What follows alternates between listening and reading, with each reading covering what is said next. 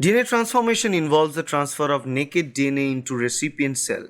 In the first step, the double-stranded donor DNA binds to a specific receptor on the surface of a competent cell.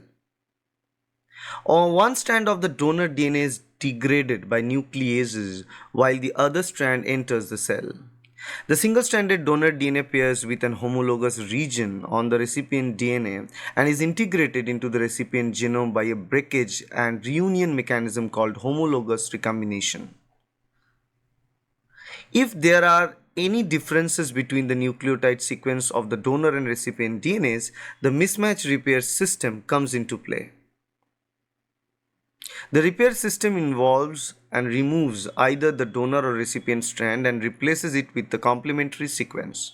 Since either strand may be repaired, some cells contain new donor DNA and others have original DNA sequences. In the laboratory, cells are plated on the selective media so that only the transformants will grow and we can select them.